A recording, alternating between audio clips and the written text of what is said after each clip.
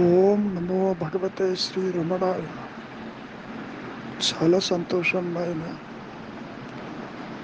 ఈ మాయలో ప్రతి ఒక్కరూ తాము పుట్టామని,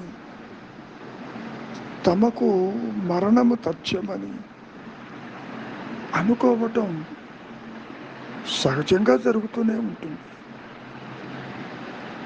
అసలు ఇంతకీ పుట్టిందేది, మరణించేదేది? భగవద్గీతలో కూడా కృష్ణ పరమాత్మ ఈ విషయాన్ని కూడా చాలా స్పష్టంగా ప్రస్తావించటం కూడా జరిగింది. జాతస్య మరణం ధ్రువం, పుట్టిన దానికి మరణము తప్పదు, మరణించిన దానికి తిరిగి పుట్టుక తప్పదు, ఇది అనివార్యము అంటూ కూడా గీతలో చెప్పటం జరిగింది. ఇంతకీ జననం అంటే ఏమిటి, మరణం అంటే ఏమిటి? అసలు నీ సహజ స్థితికి ఈ జనన మరణాలకి ఏమైనా సంబంధం ఉన్నదా లేదా అనే విషయాన్ని కాస్త లోతుగా పరిశీలించవలసిన అవసరం ప్రతి ఒక్కరికి ఉన్నది. ముఖ్యంగా నీవు దేహము కాదన్నా, దేహివన్నా, దేహము లేకపోయినా నీవు ఉన్నావన్నా, ఇవన్నీ కాస్త తాత్కాలికంగా అవగాహనకి వస్తాయే తప్ప అసలు పుట్టుకేమిటి, మరణమేమిటి? నీవు దేహాత్మబుద్ధి కలిగి ఉన్నావు కాబట్టి చనిపోయిన తర్వాత నా గతి ఏమిటి అంటే, నేను దేహాత్మబుద్ధితో ఉన్నా కదా, నా గతి ఏమిటని చాలాసార్లు మహర్షులు వారిని దర్శించటానికి వచ్చిన వారు ఇటువంటి ప్రశ్నలని అడగటం సర్వసాధారణంగా జరుగుతూ ఉంటుంది. ముఖ్యంగా నీవు అర్థం చేసుకోవలసింది, ఇప్పుడు బ్రతికే ఉన్న జీవుడు అడగదగ్గ ప్రశ్న కాదు కదా. వీలైతే దేహం విడిచిన జీవుడట్లు నన్ను అడగని, అంతవరకు దేహి జీవుడు ఇప్పటి సమస్యను పరిష్కరించి తానెవడో కనుక్కొనని ఆ పైన సంశయాలకు తావుంటే అప్పుడు చూద్దాం. ఇక్కడ ఏం జరుగుతుంది? నీవు కాని దానితో నీ ఉనికిని ఏర్పరచుకుని, నేనంటే వ్యక్తిని, నేనంటే కర్తని, ఇగో ఈ దేహము నాది, ఈ దేహ ధర్మాలు నావి అనుకుంటున్నావు కదా. కాబట్టి ముందు నీవెవరివో తేలిపోని, ఆ తర్వాత జననం ఉన్నదా, మరణం ఉన్నదా అనేదానికి ఎంతో సమయం ఉంటుంది. నువ్వేమీ తొందరపడవద్దు. ముఖ్యంగా మనమందరం అర్థం చేసుకోవలసింది, ఈ మాయా నేను దేహాలను మార్చుకుంటూ తన వాసనలని, కోరికలని, బంధాలని అనుభవిస్తూ ఇంద్రియాలకి భోగి అవుతూ మరి కాలం గడుపుతూ ఉన్నది కదా.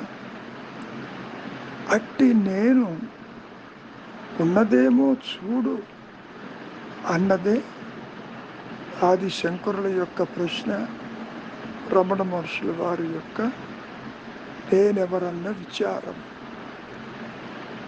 శంకరులు ఏమన్నారు? దేహం నాహం. దేహం నీవు కాకపోతే కోహం నీవెవరివి? కాబట్టి ఈ మాయా నేనుకి అసలు ఉనికి లేదు. అటు జడము కాదు, ఇటు పూర్ణ చైతన్యము కాదు. మధ్యలో చిచ్చడ గ్రంథి అంటూ ఒక మాయా నేను ఉద్భవించినట్లుగా ఉంటుంది. తీరా విచారిస్తే అట్టి నేనంటూ ఏదీ లేదు. ఆ నేనే లేకపోతే జన్మెవరికి, కర్మెవరికి, పునర్జన్మెవరికి? ఒక సందర్భంలో కొందరు స్త్రీలు మహర్షుల వారి దగ్గరికి వారిని దర్శించడానికి వచ్చి ఒక విషయం అడుగుతున్నారు. ఈ జీవుడు అంటే ఈ మనిషి మరు జన్మలో నీచ జంతువుగా పుట్టటానికి అవకాశం ఉన్నదా? సంభవమే సుమా. మీకు తెలుసును, జలభరతుడు కదా, జలభరతుడు యోగి రాజు అయిన ఆ రాజు తర్వాత జింకగా పుట్టినాడని శృతులు చెబుతున్నాయి కదా. అంటే అర్థం ఏమిటి? నువ్వేమనుకుంటున్నావు? జంతు శరీరంలో కూడా తాత్విక పరిణితి సాధ్యమా అని అడుగుతున్నావు. అది అసాధ్యం మాత్రం కాదు, కష్టసాధ్యమే సుమా. ముఖ్యంగా వాసనలు ఉన్నంత కాలము ఈ జీవుడు ఏ విధంగా వాటిని అనుభవించాలి అనేటటువంటి దృక్కోణంలో తాను దేహాలని ఆవహించేంత వరకు తాను ఎదురు చూస్తూ ఉంటాడు. ఒక విషయాన్ని మనం బాగా గమనించాలి. అదేమిటంటే ఈ దేహాన్ని వదిలిపెట్టినటువంటి జీవుడు ఏమవుతాడు? ఏమీ కాడు. ఇక్కడే వాసనలు మూట కట్టుకుని తన వెంట తీసుకుని వర్ష రూపేణ, వాయు రూపేణ, ప్రకృతి రూపేణ ఆత్మతో ఉంటూ ఆత్మ తెలియకుండా ఉంటూ ఈ ప్రకృతిలోనే ఉంటాడు. స్త్రీ పురుషులు కలిసినప్పుడు ఆ దేహాన్ని తాను స్వీకరించి లేదా ఆవహించి తిరిగి పుడుతూ ఉన్నాడుగా. పుట్టటము అంటే ఈ దేహము నాది అన్న భావన కరిగింది అంటేనే మరి దాన్ని పుట్టుకనుకుంటున్నావుగా. నిజానికి దేహం పుట్టుక నీ పుట్టుక కాదు, దేహం మరణము నీ మరణము కాదు. భగవద్గీతలో కూడా కృష్ణ పరమాత్మ ఏ విధంగా చెప్పుకొచ్చాడు? 2వ అధ్యాయంలో ఈ జీవుడు వస్త్రాలు మార్చినట్టుగా దేహాలని మార్చుకుంటూ ఉంటాడు. అయినప్పటికీ ఈ జీవభావన అది శాశ్వతము అంటూ చెప్పుకొచ్చారు కదా. ముఖ్యంగా నీవు ఏమని అడుగుతున్నావు? మృతి తర్వాత కూడా ఈ మనిషిలో బుద్ధి అనేది ఏ విధంగా ఉంటుంది. అది ఎలా ఉంటుందంటే బుద్ధి పెరగటము, విరగటము, విరుగుట మనిషిలో జరుగుతూ ఉంటుంది కదా. దానికి మహర్షి ఏమంటున్నారు? బుద్ధి ఎవరిది? మనిషిదే కదా. బుద్ధి ఒక సాధనం. సరే, అది వాని మృతి తర్వాత కూడా ఉంటుందా? దానికి మహర్షులు వారు అసలు మృతి సంగతి తలపోయటం ఎందుకు? నీవు నిద్రలో ఏం జరుగుతుందో చూడు, అందులో నీ అనుభవం ఏమిటో కాస్త చెప్పు. నువ్వు అనుకోవచ్చు నిద్ర తాత్కాలికము, మృతి మరి అట్లు కాదు కదా. రెండుకి భేదం లేదు సుమా. నిద్ర తాత్కాలిక మరణమే, మరి మరణము శాశ్వత నిద్ర. ఇంకో విషయాన్ని మహర్షులు వారు చాలా స్పష్టం చేశారు. రెండు జాగ్రత్త అవస్థల మధ్యలోనిదే నిద్ర కదా. అదేవిధంగా సాగు కూడా రెండు పుట్టుకల మధ్య ఉన్నది. అయితే ఈ రెండు కూడా నిలకడలేనివి. ఇది గ్రహించు. అంటే నిజానికి ఆత్మపరంగా జననము లేదు, మరణము లేదు. అలా కనపడిపోతుంది ఎవరికి? దేహాత్మబుద్ధిలో ఉన్న మాయానేనికి మాత్రమే. ప్రశ్నలు మహర్షులు వారిని అడుగుతూనే ఉంటారు. ఆత్మ పరిమితమా? ఆత్మ అంటే ఏమిటి? జీవాత్మయే ఆత్మ. ఇంతకీ జీవాత్మ అంటే ఆ రెండు వేరుగా ఉన్నాయ్యా. జీవాత్మ వేరు, ఆత్మ వేరు అంటూ ఉంటుందా? అంటూ ఎదురు ప్రశ్న వేశారు మహర్షులు వారు. అంతటితో ఆగటం లేదు. మృతి తర్వాత గతి ఏమిటి అంటే జీవుడు పుట్టాడనే అనుకుంటున్నాడు. పుట్టిన ప్రతిదానికి మరణం తప్పదు కదా. మరి పుట్టిన తరువాత, మరణించిన తరువాత ఆ జీవుడి, ఎవరు ఆ మాయాజీవుడి గతి ఏంటి? దానికి మహర్షులు వారు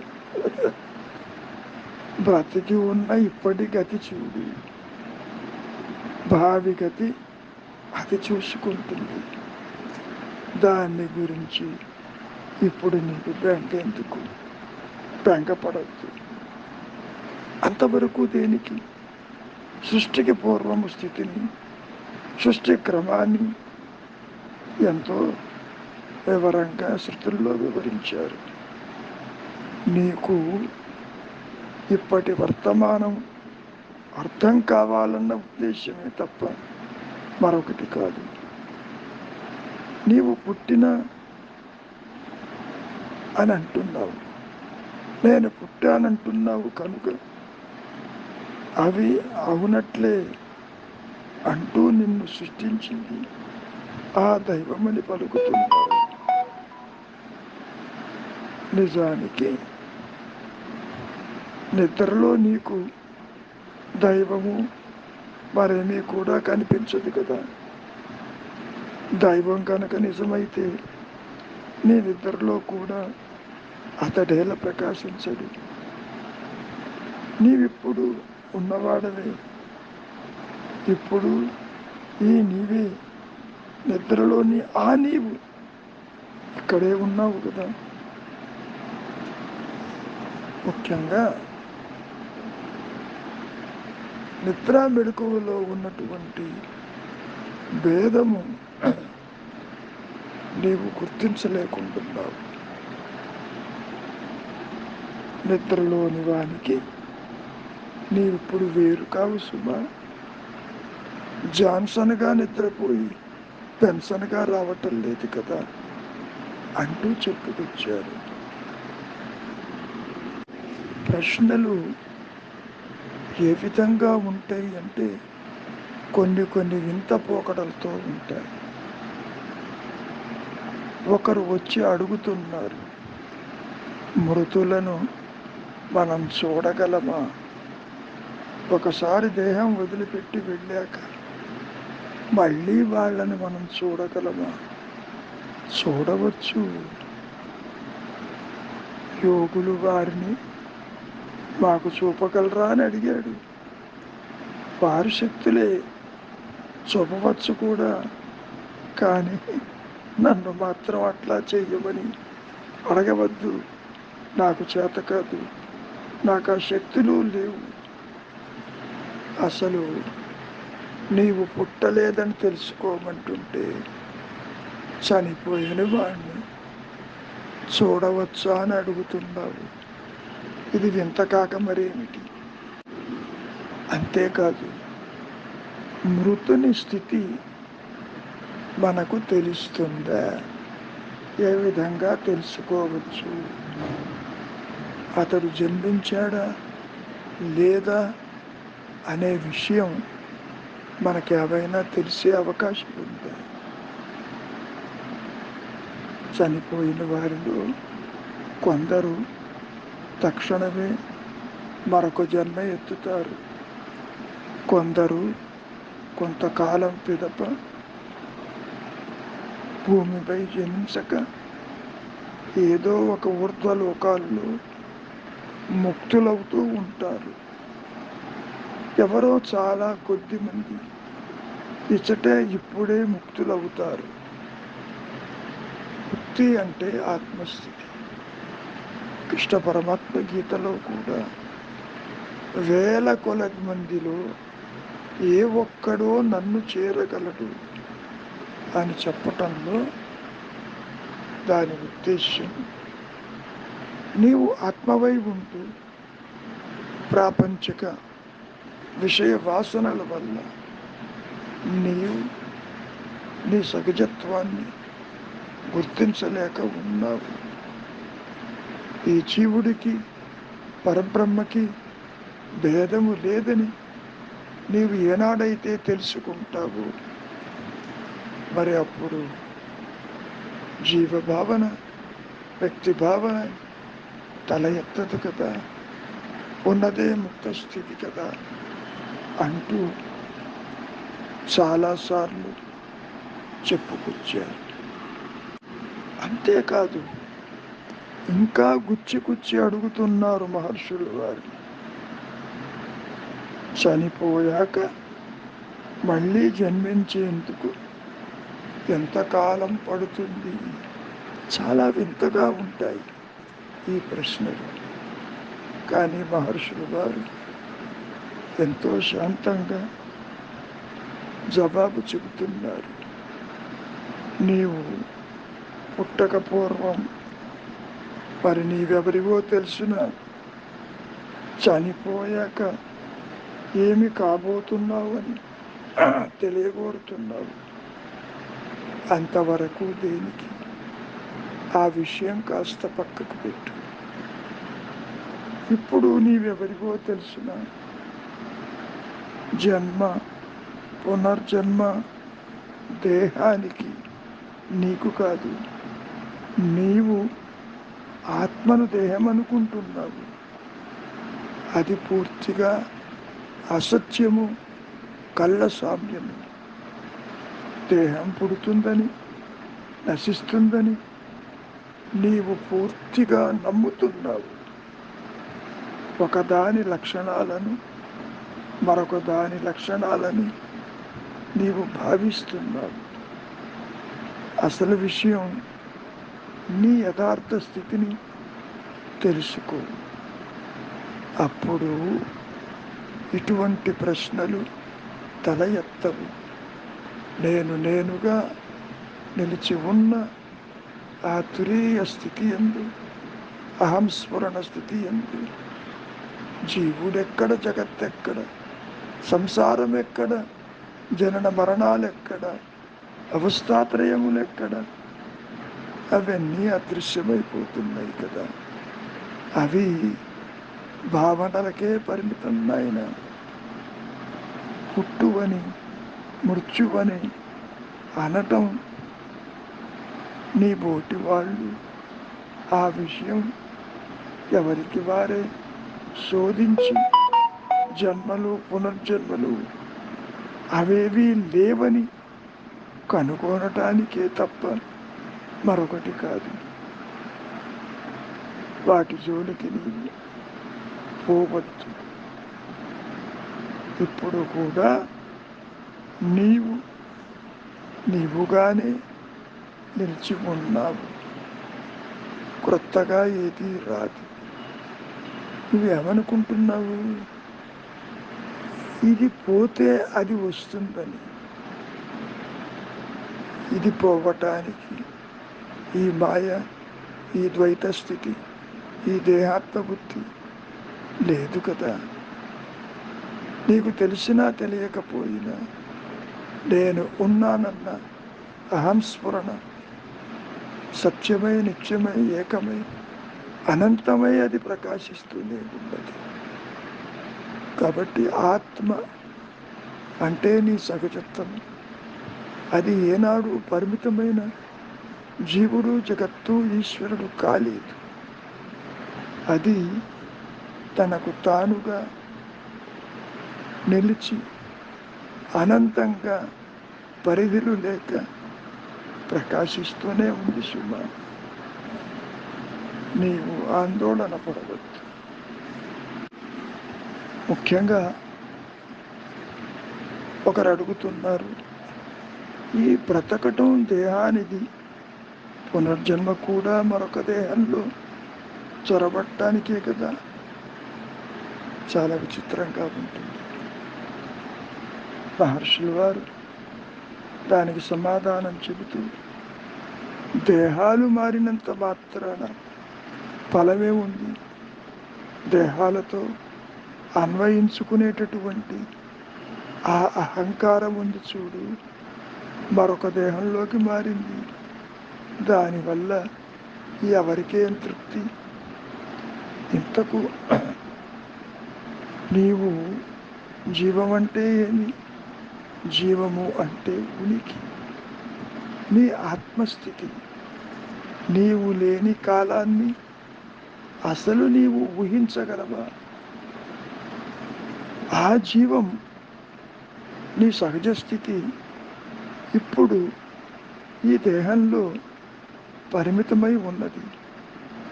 నీవు నీ స్థితిని ఈ దేహస్థితి అని భ్రమ చెందుతున్నావు. నీ జీవస్థితి నిర్నిబంధం సుమా. ఈ శరీరాలు పూర్తిగా మన కల్పనలుగా నిన్ను అంటిపెట్టుకొని ఉన్నాయి. నీకు ఈ దేహాత్మ బుద్ధిని కలిగిస్తున్నాయి.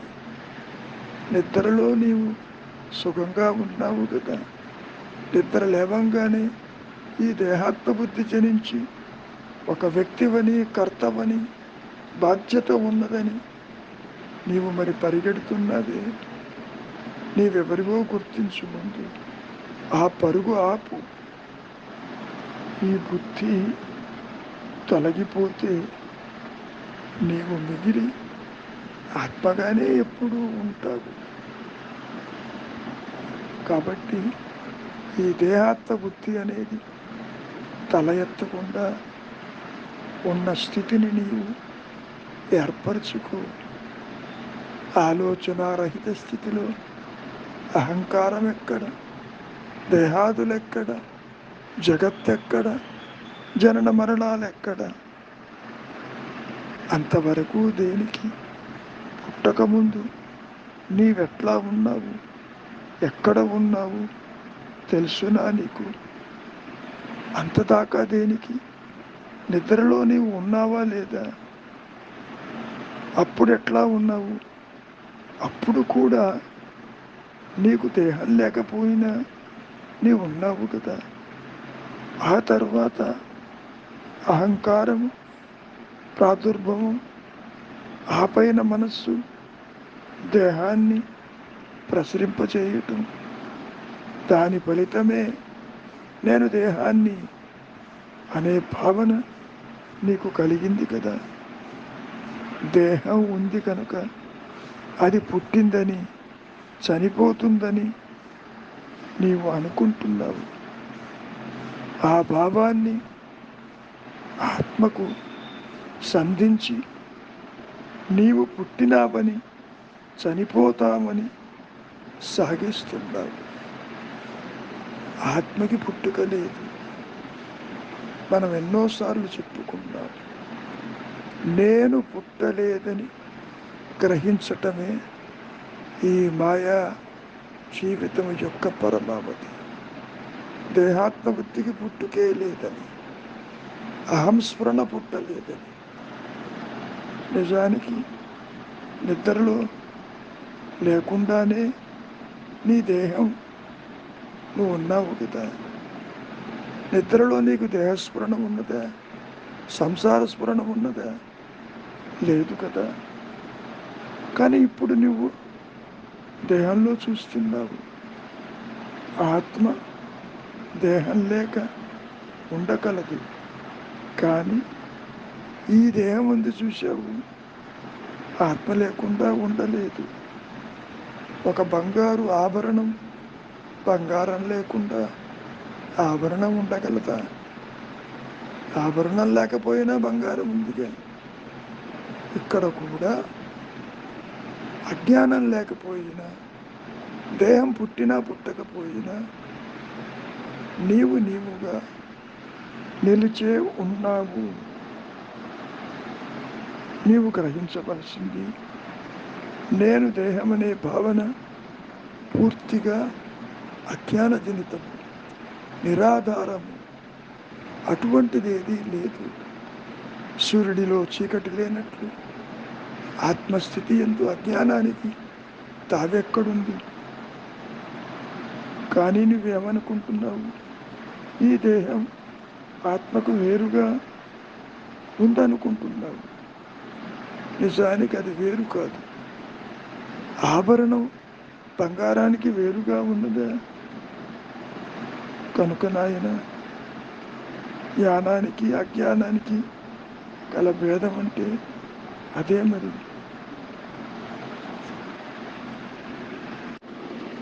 ఒక విషయాన్ని బాగా గుర్తుపెట్టుకోవాలి. ఈ దేహ భావన, ఈ దేహాన్ని మనస్సు ప్రసరింపచేసింది.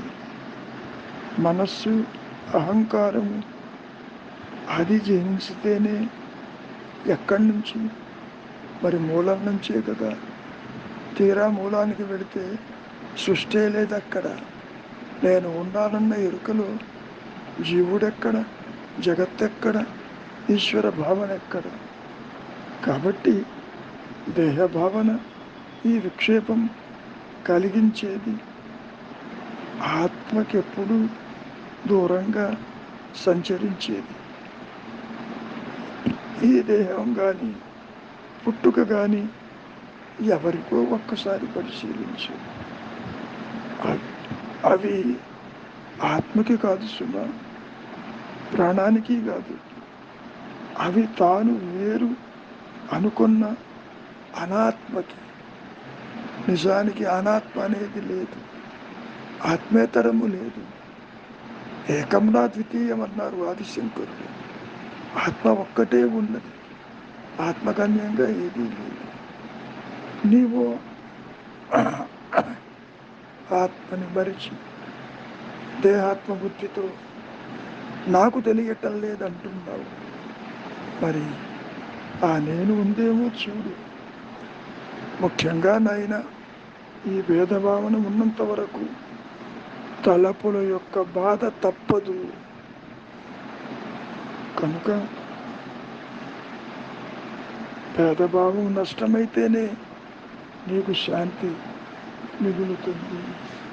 శాంతి అంటే ఆత్మస్థితి. శాంతి ఎక్కడా కొత్తగా రాదు.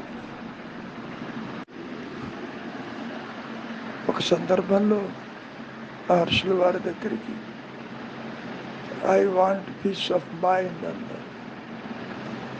నిజమే, నేను కోరికలు లేకపోతే ఉన్నది పరమశాంతే కదా అంటూ చెప్పుకొచ్చాడు. ఇప్పటి నీ జీవితంలో విసుగు ఉన్నది, ఎట్టి తృప్తి ఉండటం లేదు. ముఖ్యంగా నీ యొక్క కోరికలు, బంధాలు, అభిలాష ఇవి పునర్జన్మకి కారణాలవుతున్నాయి. ఒకటి మటుకు బాగా గుర్తుపెట్టుకోండి ఆయన, పుట్టుగులు దేహానికి కనుక అది ఎన్నడూ ఆత్మని బాధించలేదు. శరీరము నశించిన ఆత్మ మిగిలే ఉంటుంది. నశ్వరమైన శరీరాన్ని శాశ్వతమైన ఆత్మగా భావించటమే ఈ అసంతృప్తికి కారణం. ఒక విషయాన్ని నీవు బాగా గుర్తుపెట్టుకో, అహంకారానికి దేహము తప్పనిసరి అయిన ఒక ఉపాధి. అహమిక నాశనంతో నిత్యాత్మ ప్రకాశం కనిపిస్తుంది. నీ స్వరూపమే అదని నీకే తెలుస్తుంది. దేహాత్మబుద్ధితో కాదు, ఆత్మగా తెలుస్తుంది నీకే అంటూ చాలాసార్లు చెప్పుకొచ్చాడు. నిజంగా నీవు బ్రతుక తలిస్తే ఇప్పటి బ్రతుకు మానేయి, దేహాత్మ బుద్ధిని నష్టపరచు, తల ఎత్తనీయద్దు. నీవెప్పుడూ ఒకే రీతిలో ఉన్నావు. ఆలోచన వచ్చినప్పుడు అనాత్మగా సత్యమని భావిస్తున్నావు. అటువంటిదేదీ లేదు. అసలు అహంకారమే పుట్టలేదు. దేహం ఎప్పుడైనా చెప్పిందా పుట్టినట్టు? లేదు కదా. విచారించు. ఒక సందర్భంలో హర్షుల వారిని ఈ విధంగా అడుగుతున్నారు, దేహంలాగే బుద్ధి, భావోద్వేగం మనిషి పుట్టుకతోనే పెరిగినవా? అవి మృతిలో లయించిపోతాయా? మృతి తర్వాత కూడా మిగిలే ఉంటాయా? చూడండి, ఎంత వింత ప్రశ్న అడుగుతున్నారు. హర్షుల వారు ప్రసన్నులై చెబుతున్నారు దీనికి జవాబు. మూర్తి పిదప గతి ఆలోచించక ముందు నిద్రలో ఏమవుతుందో ఒక్కసారి చూడు. నిద్ర అంటే గతంలో చెప్పుకున్నాం, 2 జాగ్రత్తావస్థల మధ్యలో ఉన్నదని. ఆ అంతరాన్ని అవి మిగులుతాయా? మరి నీవు మృతి విషయంలోనూ అంతే. మరి దేహ బుద్ధి సూచించేవి అంతే. నీవు దేహమైతే అవి నీ ఆలంబనను వదలవు. నీవు దేహం కాకుంటే అది నిన్ను బాధించదు కదా. నాతో ఇప్పుడు మాట్లాడుతున్నది నిద్ర నుండి వాడే సుమ. నిద్రలో నీవు దేహం కావు, ఇప్పుడు దేహానివే. అదేదో విచారించు. నీ సమస్య సర్వము నీవే పరిష్కరించుకోవాలి. అది పరిష్కరించబడుతుంది కూడా. కనుక ఆ విధంగానే పుట్టినవెల్లా గిట్టినవే. పుట్టుక ఎవరిది? ఎవరికి పుట్టుక? నీవు పుట్టినావా? అవునంటావా? ఎవరి పుట్టుక విషయం మాట్లాడుతున్నావు? పుట్టినది దేహము, గిట్టేది అది నిత్యమైనటువంటి ఆత్మను జనన మరణాలు ఏ విధంగా భావిస్తాయి? బాధించదు కదా. అసలు ఆత్మకి అన్యంగా ఏదీ లేదు. నీవు అనవసరంగా వాటిని గురించి ఆందోళన పడుతున్నావు. గతంలో చెప్పుకున్నట్టు పుట్టిన దానికి మరణము తప్పదు. ఈ మృత్యువు సర్వసామాన్యమే. అదంటే భీతి ఎందుకు మరి? అని అడుగుతున్నావు. నిజమే, అది అందరికీ సమానమే. దానికి భయపడి ప్రయోజనం లేదు సుమా. మనస్సులోని వాసనల ప్రాబల్యం వల్ల మానవుడు సహజంగానే చనిపోతున్నాడు. భయం వల్ల వైరాగ్యం కలగదు సుమా. అతడు దానిని వివేచించలేడు, విచారించలేడు. కనుక నీవు చెయ్యవలసింది, నీవెవరివో విచారించు. ఆ విచారించిన తర్వాత మరి నువ్వు దేహమేమో చూడు. మనం ఎన్నోసార్లు చెప్పుకున్నాం, దేహం లేకపోయినా నీవున్నావు కదా. ఆ ఉన్న స్థితిని నీవు అలవాటు చేసుకో. ఇప్పుడు నీవు ఎందుకు భయపడుతున్నావు? దేహాత్మబుద్ధితో భయం కలుగుతుంది. వీళ్ళందరూ ఏమైపోతారు, నేను పోతే వీళ్ళ గతి ఏమిటి? నీవు ఎంత సత్యమో నీ సంసారము, ఈ జనులు కూడా అంతే సత్యము. ఈ జాగ్రత్త స్వప్న సుషుప్తులు మూడు కూడా అసత్యములే, నిరాధారములే, స్వయం ప్రకాశము లేని భ్రమజనితములే అని గుర్తించు. ఎందుకీ భావనలు? భావశూన్య సద్భావ స్థితిలో ఉండు. ఒక సందర్భంలో అయితే మహర్షులు వారు, నిద్రలో హాయిగా ఉన్నావు కదా, ఆ ఉన్న స్థితిని నిలబెట్టుకో. నీకు ఈ ద్వైత జ్ఞానమంతా నిజమనుకుంటున్నావు, ఇది అలవాటైంది. ఇది నాది నాది, నాకు బాధ్యత ఉన్నది, ఇతరులు ఏమనుకుంటారు అని నీవు అనుకుంటున్నావు. ఇతరులు ఉంటే కదా, దేర్ ఆర్ అదర్స్. నీవు దేహం అనుకుంటే వారు కనపడుతున్నారు. నీవెంత సత్యమో వారు కూడా అంతే సత్యం. నీవు ఆత్మవైతే ఉన్నదే ఆత్మ కదా. ఆత్మస్థితిలో ఉండు. జనన మరణాల జోలికి పోవద్దు.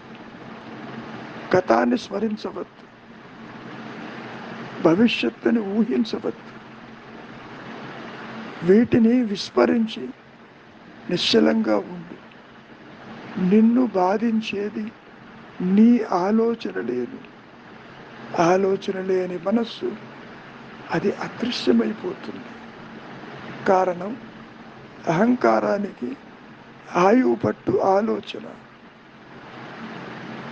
ఆలోచనలకి ఎప్పుడైతే నీవు దూరంగా నిలిచి ఉంటావు, మరి సత్యస్థితే నీది సహజ స్థితిగా నీవు ఉంటావు.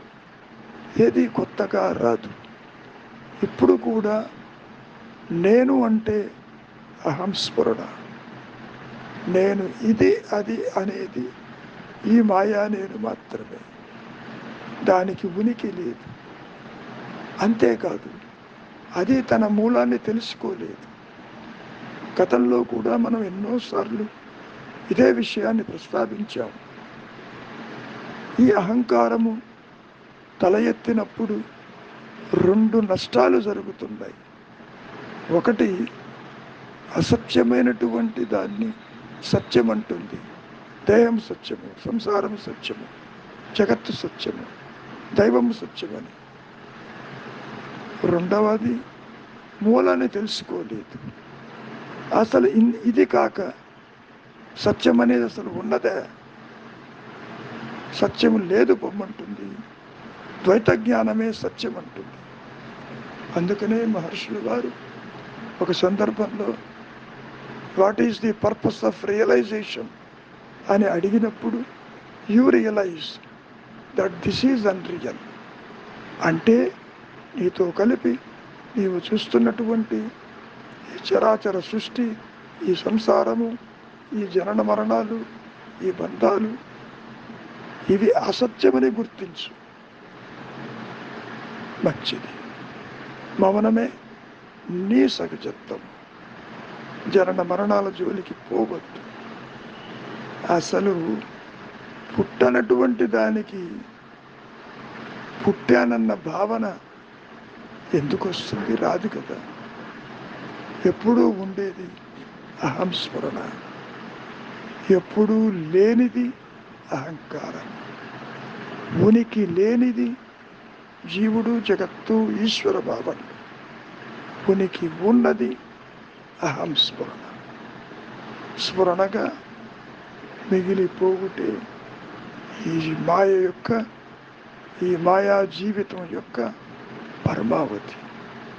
మౌనమే శరణం, మౌనమే శరణ్యం, మౌనమే నీ ఉనికి, మౌనమే నీ సహజత్వం.